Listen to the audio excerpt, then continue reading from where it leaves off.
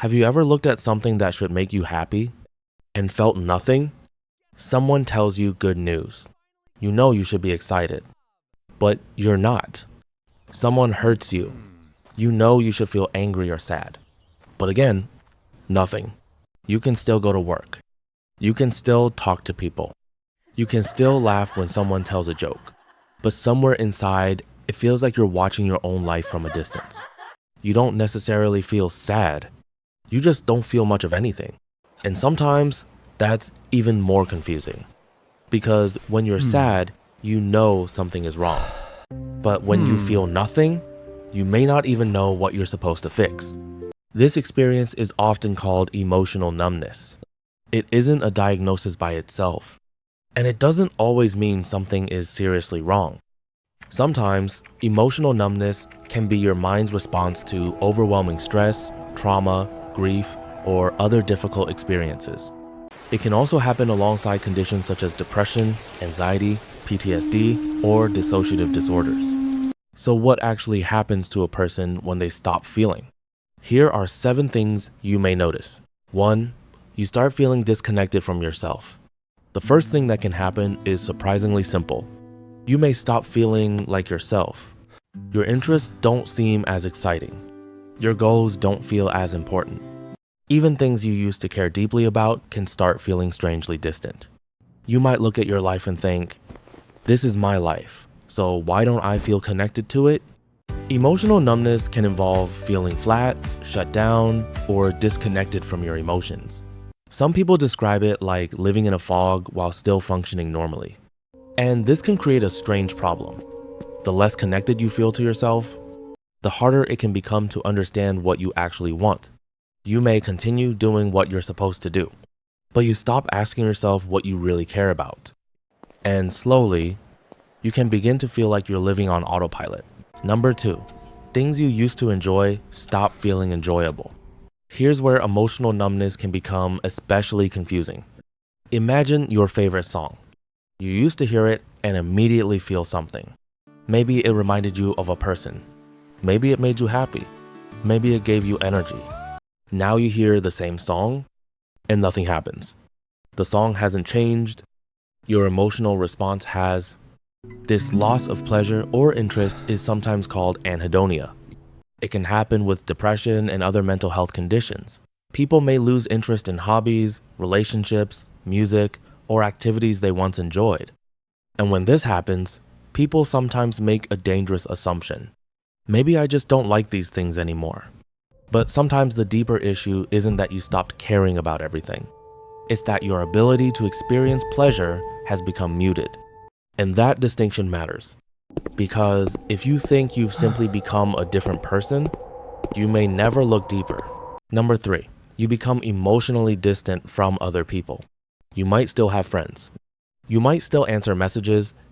You might still sit with your family at dinner. But emotionally, you feel somewhere else. Someone tells you about their problems.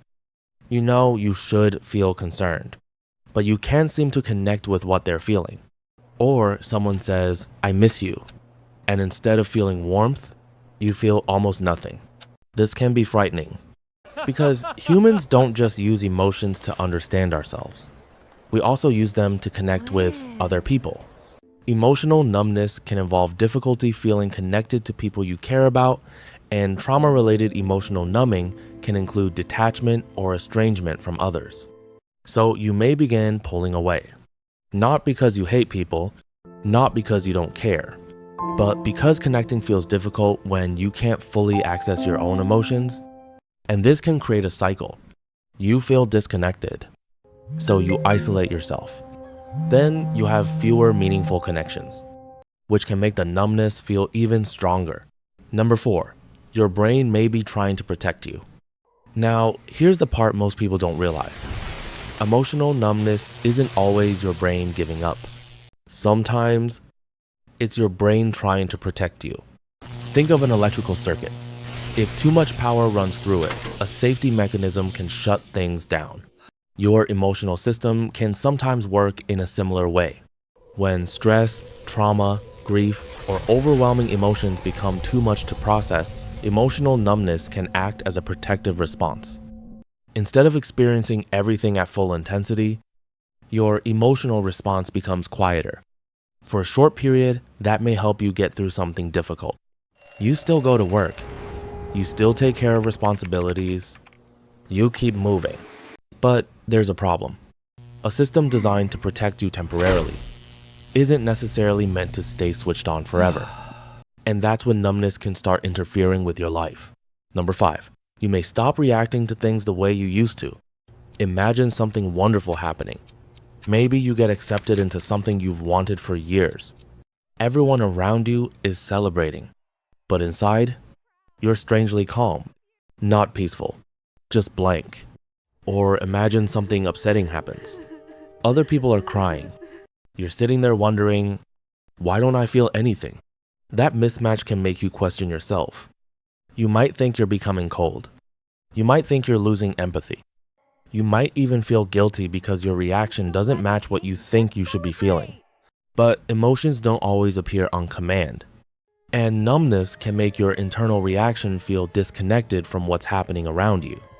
So don't automatically assume that a muted reaction means you don't care. Sometimes you care deeply. You just can't feel that caring in the usual way right now. Number 6, you may become exhausted without understanding why. Here's another strange part. Not feeling much doesn't necessarily mean feeling nothing is easy. It can actually be exhausting. You may have trouble concentrating. You may lose motivation. Simple tasks can start feeling harder.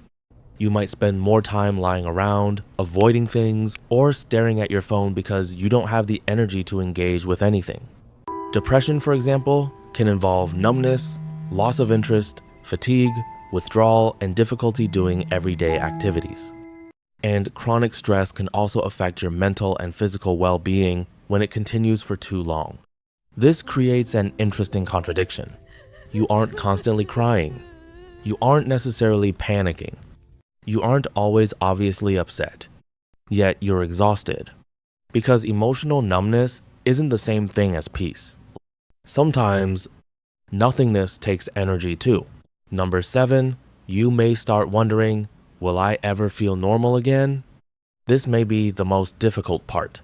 At first, you might think the numbness is temporary. Then days pass. Then weeks. And eventually, you start wondering, what if this is just who I am now? But emotional numbness isn't a permanent personality trait.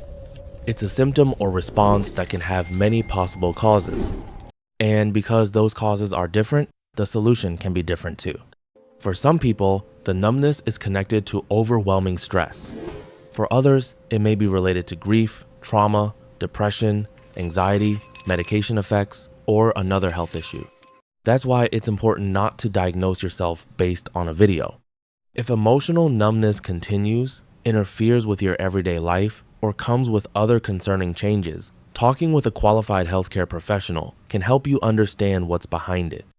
And if medication seems connected to the change, don't stop or change it on your own. Talk with a clinician who prescribed it. Sometimes the answer isn't to force yourself to feel more. Sometimes it's to understand why your feelings became difficult to access in the first place. Because here's the truth. You haven't necessarily become cold. You haven't necessarily lost your personality.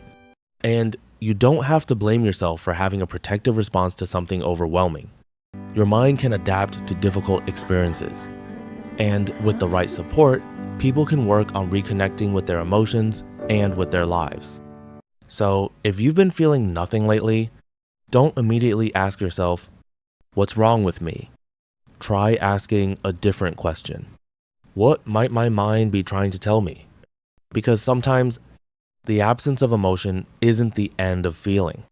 It may be a signal that something inside you needs attention. And sometimes understanding that is the first step toward feeling like yourself again. Thanks for watching.